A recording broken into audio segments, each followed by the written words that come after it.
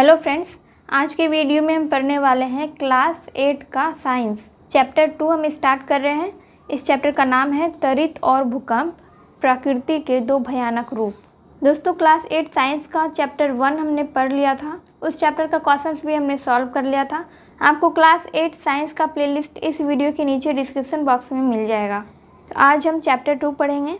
इसमें हम पढ़ने वाले हैं त्वरित और भूकंप के बारे में। आप रोज़ रोज़ की प्राकृतिक परिघटनाओं से परिचित ही हैं, पर कुछ घटनाएं हमारे जीवनचर्या पर गहरा प्रभाव डालती हैं। कुछ परिघटनाओं जैसे कि पवन यानी हवा, चक्रवात, तूफान, बाढ़ आदि के बारे में हमने पिछली कक्षाओं में पढ़ा है। इन परिघटनाओं का मानव जीवन, संपदा, प्राकृतिक संसाधनों पर पड़ने वाले प्रभावों के बारे में भी जानकारी प्राप्त की है। तो ये सब कुछ घटनाएं हैं जो कि मानव जीवन पर बहुत प्रभाव डालते हैं। वर्षा, तूफान, बाढ़, चक्रवात आदि जो है ये मानव जीवन पर बहुत प्रभाव डालते हैं। आज के वीडियो में हम त्वरित और भूकंप के बारे में पढ़ने वाले हैं। ठीक है, इन्हीं परिघटनाओं में से है त्वरित और भूकंप। तो यहाँ पर त्वरित के बारे में दिया गया है। देखिए, आपने पोल किसको कहते हैं? बिजली के खंभे को। ठीक है, बिजली के खंभे में लगे बिजली के तारों के बीच हिलने डुलने के कारण चमक एवं करकराहट उत्पन्न देखा होगा। जैसा कि घर में भी कभी कभी ढीले प्लगों को खोलते और लगाते समय स्पार्क के कारण चिंगारी उठते देखा होगा। आपने देखा होगा अपने घरों में जब कभी कभी प्लग ढीला होता है और उसको आप लगाते हैं तो उससे थोड़ी चिंगारी उत्पन्न होती है, तो उससे स्पार्क उत्पन्न होता है, चिंगारी। ठीक है, तो उसी को क्या कहते हैं? त्वरित। त्वरित मतलब क्या होता है? बिजली। उसी प्रकार क्या आपने अक्सर अंधेरे में ऊनी एवं पॉलिस्टर कपड़े उतारते समय चिट चिट की आवाज़ सुनी है या छोटी छोटी चिंगारी देखी है? तो ऐसा कब होता है? जब ऊनी कपड़े आप सर्दियों में जब ऊनी कपड़े पहनते हैं तो ऊनी कपड़े जब आप उतारेंगे तो चिट चिट की आवाज़ होती है। आप गौर कीजिएगा, जब आप ठंडी में यानी कि सर्दियों में ऊनी कपड़े को उतारेंगे अपने शरीर से तो चिट चिट की आवाज़ आएगी। क्या आपने अपने हाथों पर प्लास्टिक का स्केल रगड़ कर कागज़ के छोटे छोटे टुकड़ों में से उसे सटा कर देखा है? तो जब आप ऐसा करेंगे, अपने हाथों में प्लास्टिक का स्केल रगड़ कर उसको छोटे छोटे टुकड़ों के नज़दीक ले जाएंगे तो वो कागज़ के छोटे छोटे टुकड़े स्केल में चिपकने लगेंगे। ऐसा होता है आवेश के कारण। ठीक है, आवेश को हम आगे पढ़ेंगे। देखिए यहाँ पे, पहले प्राचीन काल के लोगों को बिजली के बारे में, चिंगारियों के बारे में पता नहीं था, तो इसको लोग प्रकृति का प्रकोप समझते थे। ठीक है, पहले क्या समझते थे? प्राचीन काल के लोग प्रकृति का प्रकोप समझते थे और डरे हुए रहते थे। अब यहाँ पे देखिए, रगड़ से विद्युत पैदा होती है और संपर्क में नहीं रहने के बाद भी एक वस्तु से दूसरी वस्तु की ओर प्रवाहित होती है। इस प्रवाह को विद्युत उत्सर्जन कहा जाता है, जिस कारण तीव्र प्रकाश चिंगारी के रूप में उत्पन्न होता है। बिजली का पता देखिए सर्वप्रथम किसने लगाया था? तो सर्वप्रथम अमेरिकी वैज्ञानिक बेंजामिन फ्रैंकलिन ने बादलों में रगड़ के कारण उत्पन्न होने वाले विद्युत की उपस्थिति को दर्शाया। सर्वप्रथम बिजली का पता किसने लगाया था, यानी त्वरित का पता किसने लगाया था? वैज्ञानिक बेंजामिन फ्रैंकलिन ने। तो उन्होंने एक क्रियाकलाप के द्वारा पता लगाया था। उन्होंने अपने पतंग में नुकीला चालक लगाया, मतलब जो बिजली का सुचालक है। ठीक है, सुचालक मतलब जिससे बिजली प्रवाहित हो सकती है। अगर आप लकड़ी या फिर रबर में से बिजली प्रवाहित करना चाहेंगे तो नहीं होगा, क्योंकि लकड़ी, रबर वगैरह ये सब क्या है? बिजली का कुचालक है। इसमें से कभी भी बिजली प्रवाहित नहीं होगा। लेकिन आप किसी धातु में से बिजली प्रवाहित करना चाहेंगे तो हो जाएगा। जैसे यहाँ पे देखिए, पतंग की डोर रेशम की थी, नीचे डोर में एक धातु की चाबी बांध दी थी। वैज्ञानिक ने क्या किया? एक पतंग बनाया। पतंग की डोर उन्होंने रेशम की बनाई और डोर में एक धातु की चाबी बांध दी। पतंग जब बादल के पास गया तो वहां से विद्युत आवेश नमी युक्त रेशम के धागे से संचारित होकर चाबी में आया। जब बेंजामिन उस चाबी के समीप अपनी उंगली ले गए तो उन्हें झटका लगा और चिंगारी दिखी। यह अब तक पहली बार साबित हुआ कि आकाश में कड़क बिजली के कारण ही होता है और वह जमीन पर लाई भी जा सकती है। ठीक है, इसका पता किसने लगाया? वैज्ञानिक बेंजामिन फ्रैंकलिन। और इसका सबसे इम्पोर्टेंट बात यहाँ पे देखिए, परंतु आपको यह प्रयोग कदापि नहीं करना है, क्योंकि पतंग से होकर बिजली की अत्यधिक मात्रा भी आ सकती है। इसलिए कभी भी इस प्रयोग को अपने घर पे ट्राई नहीं करेंगे आप लोग। ओके, इसका यहाँ पे रिजल्ट भी दिया गया है। किसी दूसरे वैज्ञानिक ने इसी प्रयोग को आजमाया था। तो यहाँ पे देखिए इसका रिजल्ट क्या हुआ था। बेंजामिन के प्रयोग को आजमाने के लिए रूसी वैज्ञानिक रिचमैन ने इस प्रयोग को दोहराया। उनकी पतंग ने विद्युत की अधिक मात्रा को खींच लिया, जिसके झटके से रिचमैन फौरन स्वर्ग सिधार गए। जब रूसी वैज्ञानिक रिचमैन ने बेंजामिन के इस प्रयोग को दोहराया था तो उनके पतंग ने ज़्यादा बिजली खींच ली। ठीक है, तो उससे उनको झटका लगा और वो मर गए, उनकी मृत्यु हो गई। तो इसीलिए इस प्रयोग को कभी भी घर पर ट्राई ना करें। रिचमैन के बलिदान ने त्वरित चालक की आवश्यकता और आविष्कार की सोच को जन्म दिया। अब है रगड़ से आवेशन। ठीक है, रगड़ से आवेशन। यहाँ पे एक क्रियाकलाप है। चलिए क्रियाकलाप को हम लोग पढ़ते हैं। आप अपने एक मित्र अथवा भाई को जाड़े की शुष्क रात में स्वेटर पहनाकर प्लास्टिक की कुर्सी पर बैठाइए। किसी भी आदमी को या फिर अपने भाई या बहन को स्वेटर पहनाकर प्लास्टिक की कुर्सी पर बैठा दीजिए और उसे चप्पल भी पहनने को कहिए। ठीक है, उसे चप्पल भी पहने रहने को कहिए। जिसको आप कुर्सी पर बैठाएंगे उसको चप्पल भी पहने रहने के लिए कहिए। अब सूखी गमछी अथवा तौलिए से कुर्सी की पीठ को धीरे धीरे पीटिए या रगड़िए। सूखा गमछा या फिर सूखा तौलिया लेके कुर्सी के पीछे आपको, कुर्सी का जो पीठ होता है उस पर आपको धीरे धीरे पीटना है या फिर रगड़ना है। थोड़ी देर तक ऐसा करने के बाद आप टेस्टर उसके शरीर में सटाइए।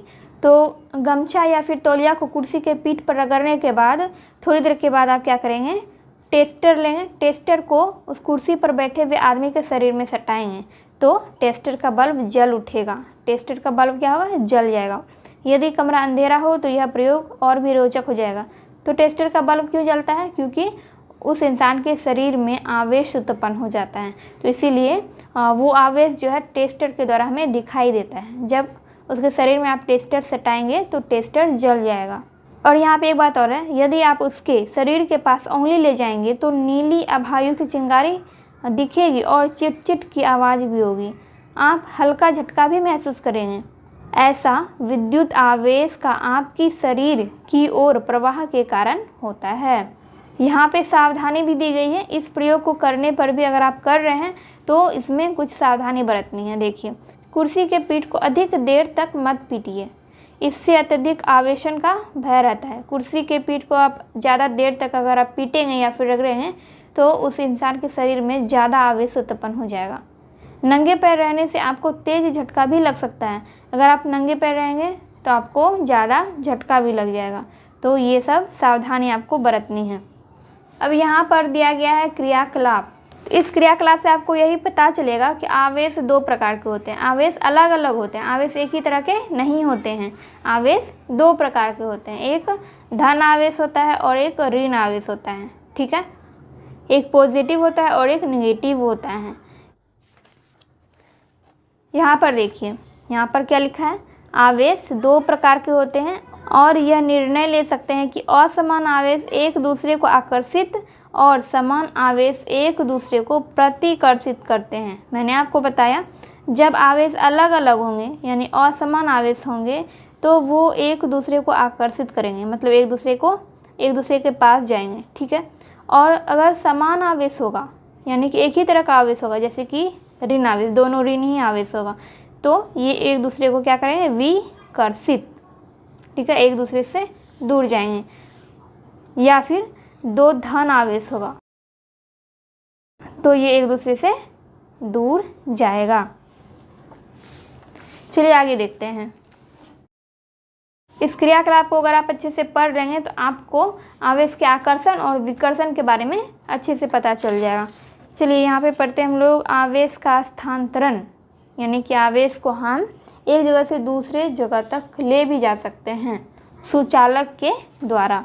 ठीक है, आवेश का स्थानांतरण मतलब हम उसका स्थान चेंज कर सकते हैं, स्थान बदल सकते हैं, तो वही हो गया आवेश का स्थानांतरण। इसको भी एक क्रियाकलाप के द्वारा समझाया गया है।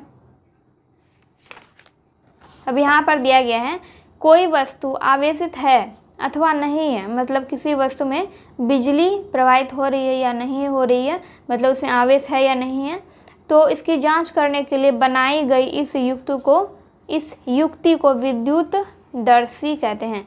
साथ ही हमें यह भी पता चला है कि सुचालक वस्तुओं से होकर आवेश का स्थानांतरण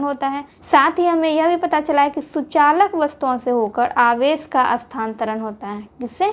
सुचालक वस्तुओं से होकर। और यहाँ पे देखिए क्या है, किसी आवेशित वस्तु से आवेश को पृथ्वी में भेजने की प्रक्रिया को भू संपर्कन कहते हैं।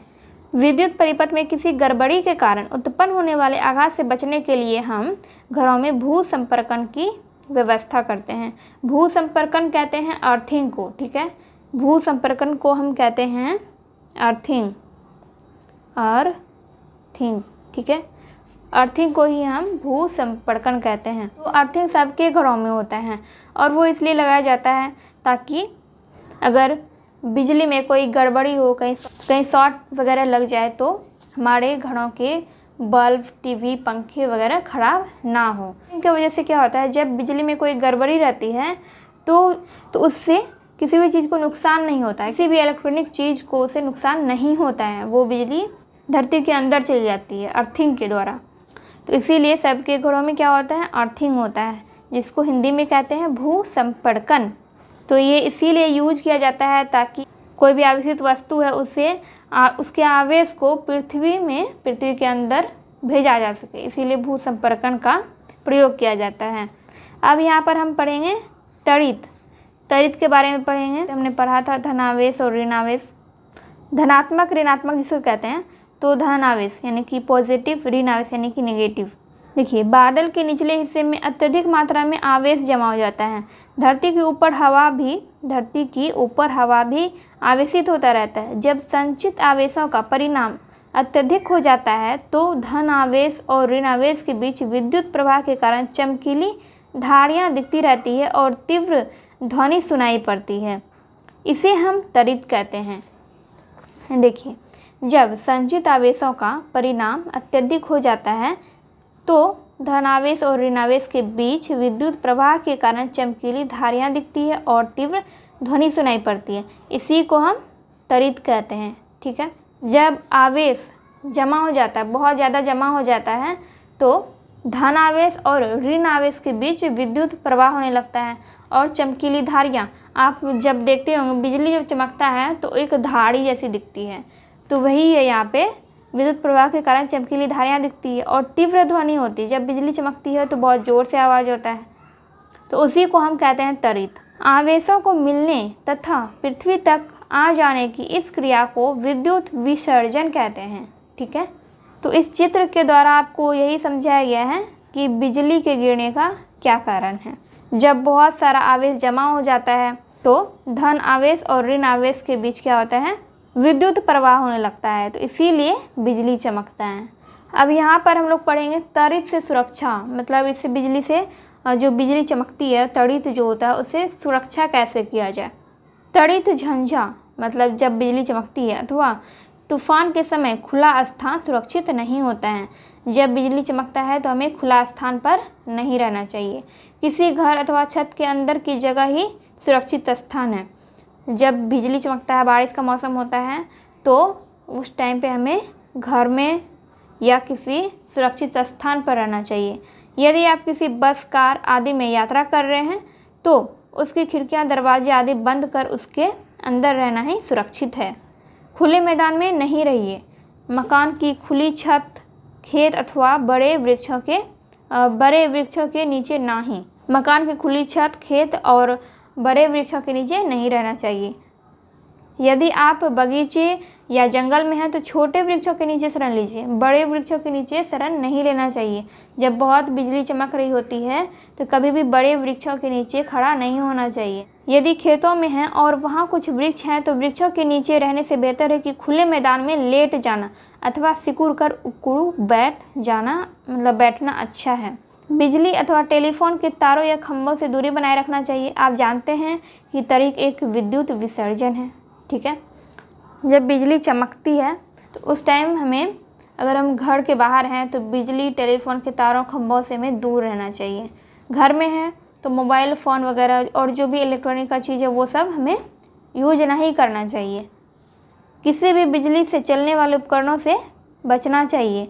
अधिक सुरक्षा हेतु टीवी, कंप्यूटर आदि के प्लगों को निकाल देना बेहतर होता है। मतलब कि जब बिजली चमकती है तो आपके घर में पंखा, टीवी, कंप्यूटर, बल्ब वगैरह होता है, तो वो सब ख़राब ना हो इसलिए उनके प्लगों को आप निकाल देना चाहिए। जहाँ से मेन स्विच होता है तो मेन स्विच को बंद कर दें, या फिर जहाँ पे प्लग लगे हुए हैं प्लग को निकाल दें। नदी, तालाब आदि में स्नान करना खतरनाक हो सकता है, तो ऐसे टाइम में, तड़ित के समय में नदी, तालाब में स्नान करना भी खतरनाक होता है। वातावरण शांत होने पर ही सुरक्षित स्थान से बाहर आना चाहिए। जब तड़ित शांत हो जाए तभी आपको उस स्थान से बाहर आना चाहिए। अब यहाँ पे देखिए ऊंची इमारतों, अब हम पढ़ेंगे तड़ित चालक के बारे में। ऊंची इमारतों, चिमनियों, भवनों एवं अन्य बड़ी संरचनाओं को तड़ित के प्रभाव से बचाने की सरल एवं कारगर युक्ति तड़ित चालक है। आपने आवेशों के भू संपर्कन के बारे में जान लिया है। यही अवधारणा इस युक्ति के निर्माण में सहायक हुई है। तो भू संपर्कन से हमें बहुत सुविधा हुई है। भवन के सबसे ऊपरी हिस्से से कुछ ऊपर तांबे के मोटे तार की 3 नुकीली संरचना लगाई जाती है। जब कोई आदमी 2, 3 या 4 मंजिल का मकान बनाता है तो उसके ऊपर क्या किया जाता है, सबसे ऊपरी हिस्से पर तांबे के मोटे तार की 3 नुकीली संरचना, मतलब 3 नुकीले जैसे आपको छड़ दिखाई देगा, उस नुकीली संरचना को तांबे के पत्थर से जोड़कर उसे ज़मीन के नीचे 3 से 4 फीट, मतलब ज़मीन के नीचे 3 से 4 फीट ले जाकर तांबे के प्लेट से जोड़कर मिट्टी से ढक दिया जाता है। जैसे कि अर्थिंग में होता है। अर्थिंग में क्या होता है, अर्थिंग को भी पृथ्वी के अंदर ले जाया जाता है। तो वैसे ही जब भवन को बनाया जाता है तो सबसे ऊपरी हिस्से पर तांबे के मोटे तार की 3 नुकीली संरचना लगाई जाती है और उसको पत्थर से जोड़कर ज़मीन के 3 से 4 फीट उसको नीचे ले जाया जाता है और उसको प्लेट से जोड़कर मिट्टी से ढक दिया जाता है, ताकि जब बिजली चमके तो उस मकान को या भवन को कोई नुकसान ना हो। इससे क्या होता है यहाँ पे देखिए, इससे भवन, इमारतें आदि त्वरित सुरक्षित हो जाती है, क्योंकि इस तांबे के पत्थर से होकर आवेश पृथ्वी में चला जाता है। अब यहाँ पर है भूकंप के बारे में। भूकंप जिसको हम कहते हैं अर्थक्वेक, ठीक है। भूकंप को इंग्लिश में क्या कहते हैं, अर्थक्वेक। तो जैसा कि इसके नाम से ही पता चल रहा है आपको, भू का मतलब होता है धरती, कंप का मतलब होता है कांपना, यानी कि धरती का कांपना। धरती जब कांपता है तो उसको हम कहते हैं भूकंप। आपने बादलों की गड़गड़ाहट, झंझा, तड़ित, चक्रवात, तूफान, बाढ़, भूस्खलन, हिमपात आदि प्राकृतिक परिघटनाओं के बारे में जानकारी प्राप्त कर ली है। उपयुक्त परिघटनाएं मानव सभ्यता को व्यापक हानि पहुंचाती रही है। तो हम सब ने बादलों की गड़गड़ाहट, झंझा, तड़ित, चक्रवात, तूफान, बाढ़, भूस्खलन, हिमपात, इन सभी घटनाओं के बारे में पढ़ा है और ये सभी घटनाएं मानव सभ्यता को हानि पहुंचाती रही है, ठीक है। इन सभी घटनाओं से मनुष्यों को, जानवरों को बहुत नुकसान होता है। तो इन सब के अलावा भी कुछ और प्राकृतिक घटनाएं हैं, जिनमें से एक भूकंप भी है। भूकंप से बहुत हानि होती है, बहुत क्षति होती है। जब भूकंप आता है तो धरती फटने लगती है, जो बड़े बड़े इमारत होते हैं गिरने लगता है, तो इससे बहुत धन, जान माल की हानि होती है। जब भूकंप का झटका बहुत तेज होता है तो बड़े बड़े जो इमारत होते हैं वो गिर जाते हैं, धरती फटने लगती है, पेड़, बिजली के खंभे वगैरह भी गिर जाते हैं, जिससे जान तो जाती ही है, धन की भी क्षति होती है। तो भूकंप से बहुत नुकसान होता है। अब यहाँ पर देखिए 1934 ईस्वी में बिहार में आया विनाशकारी भूकंप, 1990 में आया भूकंप, 2001 में आए गुजरात के भूकंप आदि का फोटो जमा करने का प्रयास कीजिए। मतलब इन सब इसमें में बहुत विनाशकारी भूकंप आया था। 1934 में बिहार में आया था, 1990 में भूकंप आया था बिहार में, 2001 में भी गुजरात में आया था, ठीक है। और सितंबर 2011 में बिहार में आए भूकंप को आपने महसूस किया होगा। तो भूकंप के बारे में हमने सिंपल से ये समझा कि धरती जब कांपता है तो उसी को हम कहते हैं भूकंप, ठीक है। और भूकंप आया था कब, विनाशकारी भूकंप 1934 में, 1990 में और 2001 में। उसके बाद फिर सितंबर 2011 में आया था। तो भूकंप में हमने यही पढ़ा। उसके बाद हम पढ़ेंगे नेक्स्ट वीडियो में भूकंप क्या होता है और भूकंप के कारण पढ़ेंगे, और हम रिक्टर स्केल के बारे में भी पढ़ेंगे। रिक्टर स्केल से भूकंप की तीव्रता मापी जाती है, तो उन सब के बारे में भी पढ़ेंगे और साथ में इस चैप्टर में दिए गए क्वेश्चंस को भी हम लोग सॉल्व करेंगे। आज के वीडियो में बस इतना ही। एंड ये वीडियो अगर हेल्पफुल लगी हो तो वीडियो को लाइक कीजिए, कमेंट कीजिए और अपने दोस्तों के साथ वीडियो को शेयर कीजिए।